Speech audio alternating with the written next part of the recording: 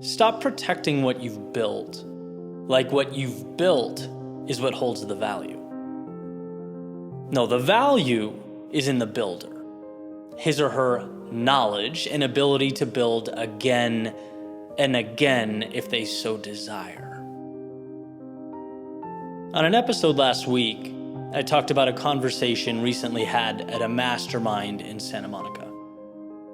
I want to pass along one more piece of wisdom from that day that I found to be incredibly valuable. This was just a random comment made by someone in the group.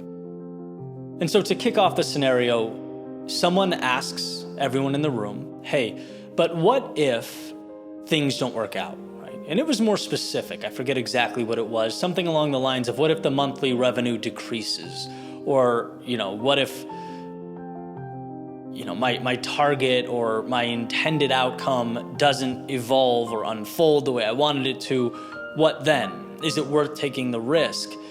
And this person stands up and says, listen, we need to stop looking at our businesses like it is the only business, like it is something that needs to be protected, that if it falls down or if it's taken away, it's over, it's the end of us. We are entrepreneurs, which means the power and strength is in our ability to build again, not the thing that's built, right? Theoretically, we should be able to do this over and over and over again.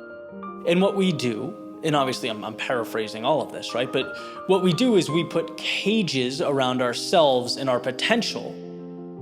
We shackle ourselves to the current moment instead of taking the necessary risks because we're thinking, what if we lose it all? Well, fine. It's the ability to build again. And I loved the idea because, man, it's relatable to me, right? I have 3 businesses I'm growing right now, and every single one of them, I find myself playing conservative at times, not wanting to break the momentum or what's going. Right? I've spent a decade building this, and the most valuable thing I've acquired or produced is not the company. It's the ability to add value. Right? That's what's been built. And even if the physical company disappeared overnight, no one can take what's been learned. I think it was in the book, The Happiness Hypothesis, which was one of the first books I read almost a decade ago prior to starting my personal brand and really beginning my journey. And the idea was you could take everything away from the top, 2 to 5%. Maybe it was all the way up to 10. And they would reacquire it in the next 10 years, right? Because it's not the stuff they had that made the difference. It was their ability to acquire it, their understanding of the world, not looking at life through a scarcity mindset, but an abundance mindset, positioning themselves to build and grow. That's something that cannot be taken away. And this is all a message that is hitting at the exact time I need to hear it, right? Be bold. No, that's not bold. That's maintenance. That's doing what you've always done. Plus maybe a little extra here or there, right? Truly living is about uncapping yourself in totality. Really reaching, because you know that it's not the entity that holds the value, it's the one or ones who brought it to life. It's crazy to me that even when you are aware of fear, when you understand our proclivity to play scared, right? You get it, it's something we need to look out for. Even then, do we still find in our own lives places where we're limiting ourselves? As if the fear just hides in the shadows, right? Controlling the subconscious from a distance, like a puppet master. Strength, growth, evolution is the ability to find that fear and dismantle it. As was said to me a few years ago, most actions are reversible, right? Meaning you can make a mistake and it can be reversed. It can almost always be fixed, or at least reapproached from a more intelligent angle. But what certainly cannot be fixed or changed or adjusted our roads never walked, adventures never begun. And with a scarcity mindset, you spend your entire life in your corner, protecting the little fragments of life you've collected along the way. Right? That's it. But if you can flip that, if you can find a way to see the abundance, the value, the infinite opportunity, you realize it's not in those little fragments you've collected, but the understanding that you can always collect more, and not only that, build something beautiful with them. Not only acquire more, but use them to create a new reality. Bend and shape the word normal like it's clay. Like the world around you is not giving orders, but taking them. You hold the value, not what you've made. You. Right? We've all heard, give a boy a fish, feed him for a day, teach him to fish, feed him for life. I'm going to give it my all, make it my priority to remember every step along the way that it's in my ability to fish that value exists. If I'm not able to catch anything on a particular day, life moves on, and so do I. If what I've caught goes bad or expires, life moves on, and so do I. It's in the action. It's in the doing. That's not only why you can take the risk and shoot for the moon. It's why you must.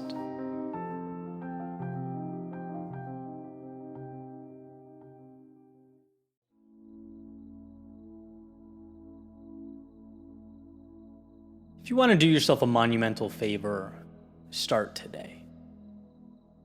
That thing you've been dreaming about, that ideal state, take one small step now.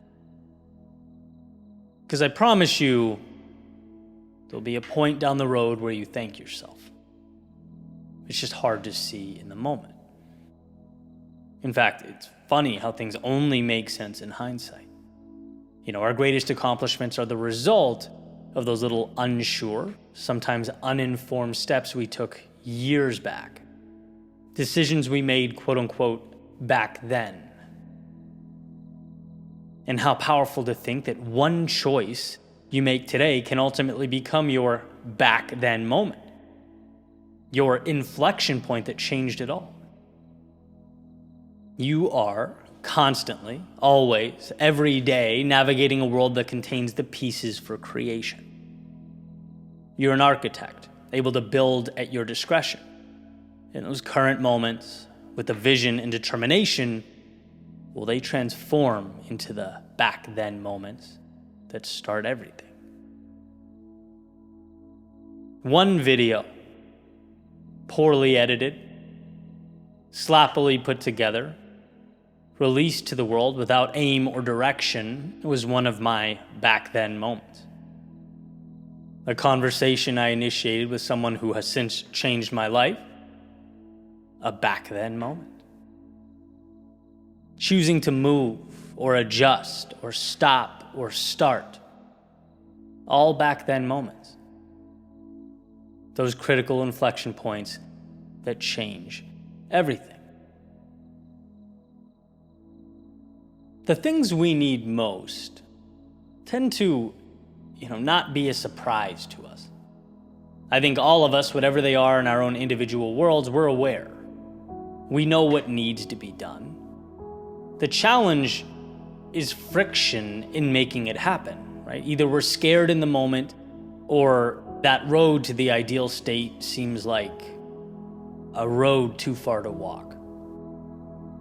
We're so consumed by what we don't have that we never give those back then moments a chance. We never initiate and let them materialize, thinking that you have to know everything before you step out your front door. And this idea changed my life. You don't have to know how things will play out. When you're starting something meaningful, the fact that it feels right or interests you alone can be enough, more than enough. It's a calling or invitation to move into the abyss.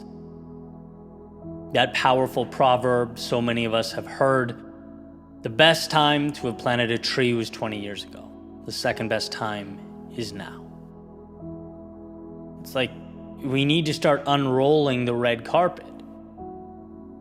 Because what we'll learn as it unfolds will change us. We'll zig and we'll zag, we'll adjust, make mistakes, sometimes have to backtrack and correct. But none of that happens without step one, right? Nothing happens until you give yourself permission to begin.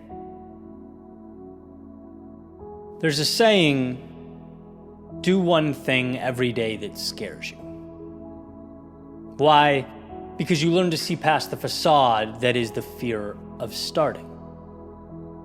You come to understand that without going, there's no change. Without change, things remain how they are, and in a world that only gives you what you ask for, what a tragedy to exit empty-handed. To have had so much opportunity and let it slip by. And this is a message I've delivered a million different times in a million different ways. I do that because, one, it changed my life, and two, I still need it. I need the reminders. It's not like fear goes away. No, I'd do the thing I'm scared of. It would become normal, and without my knowing, I'd create a resistance to doing the next uncomfortable thing. Right? That's the friction that we'll always have to fight. And it's a good fight to take on. Doing one thing every day that scares me reminds me to keep pushing. Not because of how it'll make me feel today, but because of what I'll become tomorrow. You know how rewarding it is for me to do things like speak on stage? Calmly, confidently tell a story or share my voice. 15 years ago, I was so bad at that it was just cringy. It was humiliating, right? But that's not the universe saying no. That's the universe extending a hand and asking if I want it. Like truly want it. And if no, fine. But if yes, then what was required was for me to open that door and step out. Practice. Be vulnerable. As years go by, those quote-unquote back then moments made me who I am today. And I can tell you that I'm proud and grateful that I stepped into that chaos, and everyone has some version of that. And it comes down to an understanding that someday you'll not only thank yourself, but be overwhelmed when reflecting back on your personal transformation. Sure, not a giant leap, but the courage to start and a million steps after that point. Some brought value immediately, some took a little longer, left you with wisdom, but it all meant something. So remember, if you want to do yourself a favor, start today. Begin the beautiful journey of growth, of adjustment, of evolution. Who knows where it'll take you? There will be highs and lows and everything in between. But one thing that is for sure is you'll emerge a different person. A much different person than you would have been had you stayed.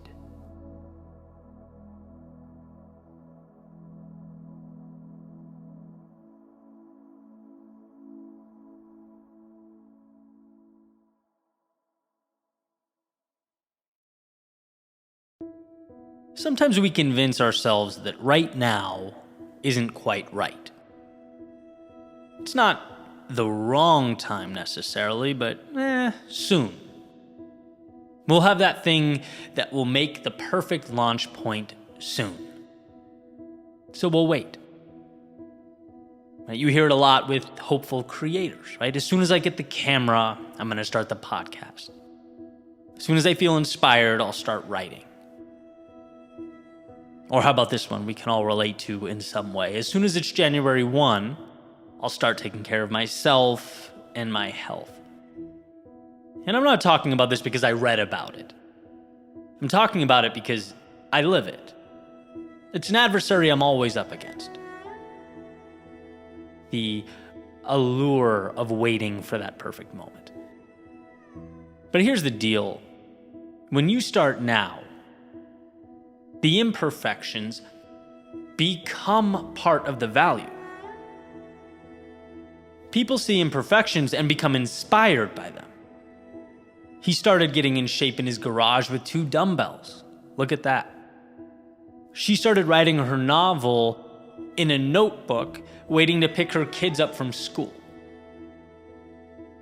Right? Going now not only destroys that enemy that is procrastination, it also gives you something of value in return. It lets the very fact that you found a way become a narrative in your story.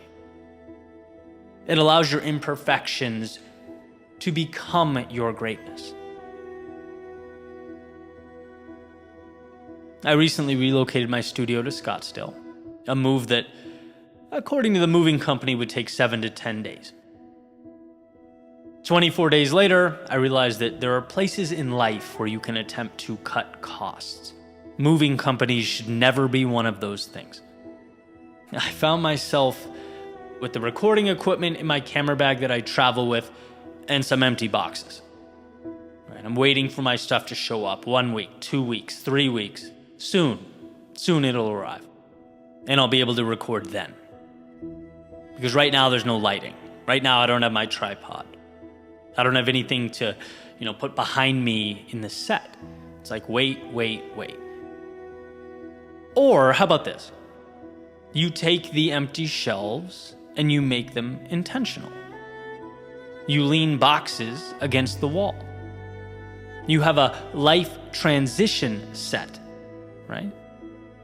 And not only can you make that work, not only will it look sufficient, but it's like you have a story now.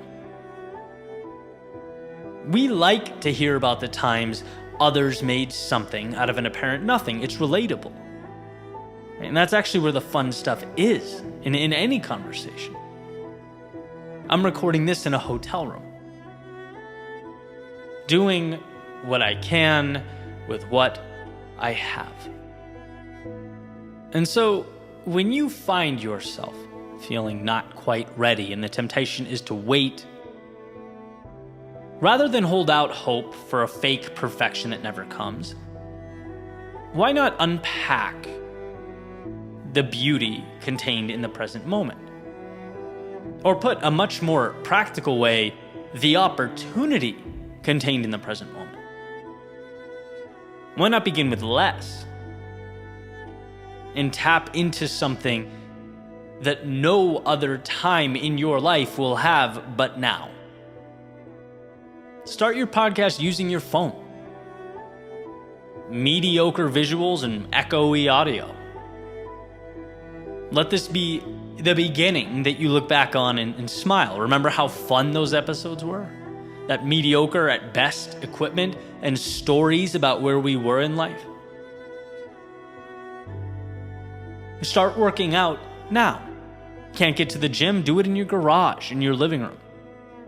Then you can point, to where it would have been easy not to, but you built your physical foundation on the 3rd floor of an apartment building in New York. People ask you, what it took to get into the shape you're in now. Weights and a floor. Just start. I find repeatedly that it's not about perfect. It's about who we become in making progress with far less than the perfect we'd hoped for. That's what makes you realize, how much of what we tell ourselves is just rationalization. We're scared to not look good. That's all. We're scared of new things, worried about beginning. And so we convince ourselves that the camera angle will make all the difference. The expensive lens will be the differentiator. Again, I've lived this. Right? And then you get it, and it's like, in truth, the new camera just sits there. You're still the person in front of it.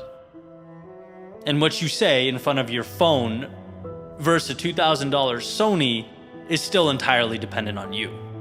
Surprise. Like, the Sony doesn't have much say.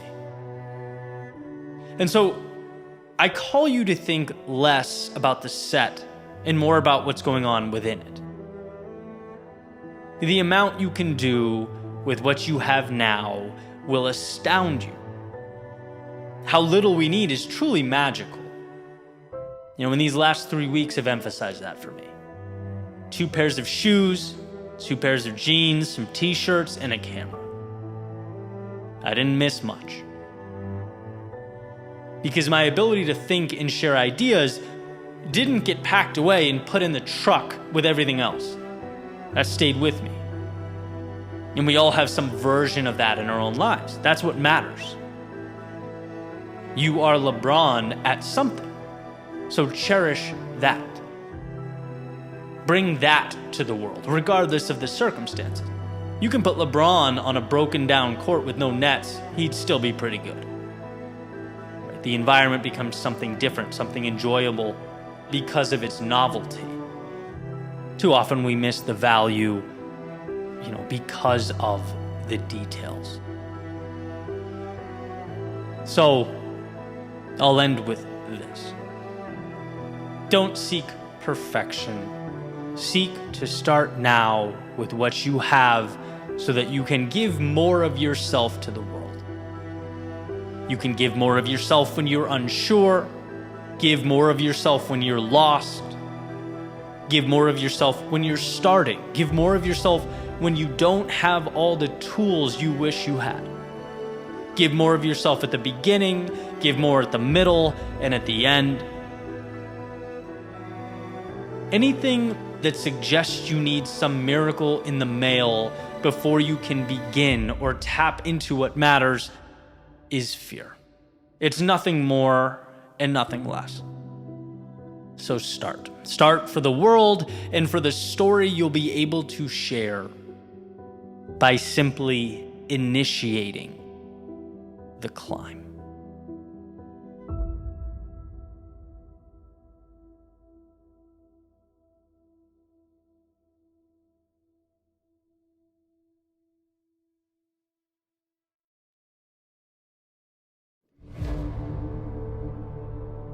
Les Brown has said, "You don't get what you want in life, you get who you are." If you put the man together, the world responds. You build yourself up, evolve, life around you will transform. Someone once asked me on a podcast episode about imposter syndrome, why I think it's actually a very positive thing. And my thinking is, imposter syndrome is a sign that you're in an arena somewhat foreign to you. You're trying something new, playing the student. Anytime you do that, of course, you're going to feel out of place. You have to. You don't grow without putting yourself in an environment in which growth is possible. We have to shake up the old in order to create the new, and it's that process, to Les Brown's point, that makes us who we are. It creates our reality. Jim Rohn has said something similar in that it's not what we have, it's what we become. Having something is one thing, sure. But building yourself up to be someone who can repeatedly go out and get that thing over and over and over again, well, that's something different altogether. Are you willing to be that vulnerable? To start on the ground floor and work your way up? Because here's the deal. There have been many times where I knew I had to be more than I've ever been in order to obtain something I've never had. And if I aim to live life to the fullest, and I do, realizations like this will only continue. Everyone knows it's painful when there's a delta that exists between what you want and what you're currently capable of having or acquiring. That's a tough realization. And what epiphanies like that tend to do is leave you with a few options, right? You can run away or get better. You can surrender and find something lesser, or become worthy of that thing you want. Talk about a difficult conversation with yourself. Acknowledging that you're currently not where you need to be. The ego does not like that. It's uncomfortable. That's why so many people raise the white flag and run. It can be much easier to shake your fist at the world around you than it is to delve into the one within you. Joseph Campbell has said, the hero's journey is inside you. Throw off the veils and open the mystery of yourself. Close your eyes and imagine a world where you aren't scared to go after what you want. To grow along with your dreams, your goals, aspirations, where you walk directly into that space your curiosity is begging you to explore. Where you condition yourself to depersonalize the criticism and failure and instead focus on the becoming. That's not some crazy proposition. You're not being asked to go perform some miracle. It's simply about giving yourself permission to evolve into what you can become, allowing water to nourish the seed that is your soul. When you look around you and feel the very human thought that is, I wish something about this was different, I challenge you to be courageous enough to point in and ask, how can I make it so? How can I level up and become the type of person that has X, that gives Y, that experiences Z? You are capable of filling that gap. Again, not a negotiation with the world, but an agreement with yourself to accept more discomfort in your life in exchange for the upside that comes with it. There's something to the saying, don't wish it were different, wish you were better. Because again, it places power and control in your hands to evolve and make it reality.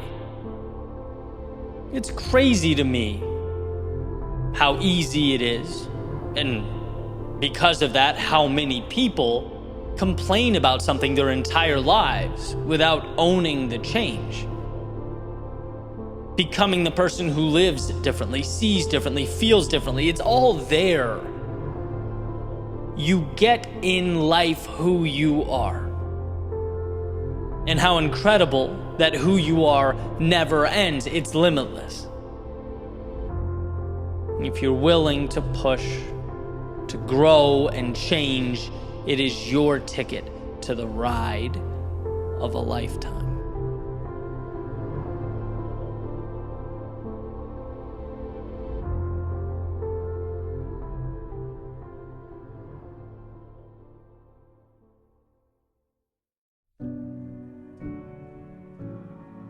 It's impossible to know how this story ends. I don't think we're expected to, nor do we need to. But we do need to be willing to light up the 10 feet in front of us. We need to be willing to illuminate the now. It's how little nothings transition into those very meaningful somethings. One illuminated piece of the puzzle at a time. They say that complexity is the enemy of progress. Things seem too big, too far away. When all the world appears dark, we pause. We become crippled by how much we don't know. We hide in the shadows of life's unknown. But I have, and hopefully will until my final days, hold on to the idea that we have within us enough light, just enough light, to brighten up the path before us, directly in front of us.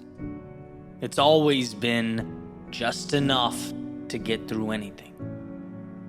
When the world is dark, you can't see the hand in front of your face, it will always be true that you possess the ability to cut through that darkness, to highlight the next stepping stone, There's just enough light to collect the data and information sufficient to make one more logical decision.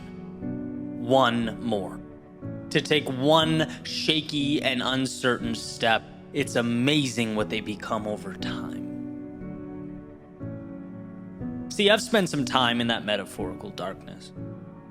I've also been in the light. I've believed, I've had all the answers and been brutally humbled by life.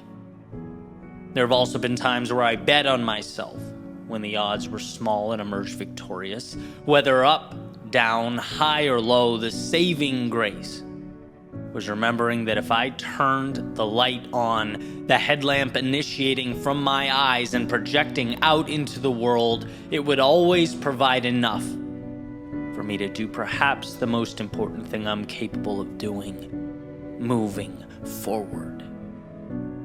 There's no skipping in life, no jumping races to arrive at any particular finish line. But there is always enough to carry on. This realization has been interesting to me. Our struggle, when it emerges, it's usually not derived from an inability to do the right thing. It's not like we're missing something. No, our struggle comes from thinking we need more than we do. It's frustration that our goals are so big and so far away and so out of reach. We lose sight of what we can control, blinded by a standard that no human can live up to. Stop beating yourself up for not being a god. No mere mortal ever leapt a mountain. Everything is not the goal. One thing is the goal, and you are capable of one thing. Everyone is capable of one thing, one little action to initiate momentum and push you further into that unknown. But where? You might wonder. I need to know where. To which I say, breathe. Because the wheres make themselves known when you're in motion. As you move forward, the wrong destinations prompt you to learn and then self-correct. And the right ones inspire you to push further in their direction. Both valuable, right? The only way to lose is not go. The only way to lose is to say, because I don't have it all figured out, I'll remain right here. Like a toddler refusing to put a puzzle together because he can't see the completed mural in each individual piece. The whole point is to put it together. The fun is to put it together. The growth and the value is in putting it together. And I get it. We want to know, right? Humans want to know. That's why evolving is hard. We have to be okay with not knowing. And that's what life is about, formulating your hypothesis and then letting the data derived from your progress alter your approach. That data is not gifted to you while you stand stagnant. So the question is, will you sign that dotted line? The one that says, when you can't see the mountaintop, what you will be left with is solely trust in yourself that you can bring it about. It's easy to say yes when the sky is blue and the birds are singing.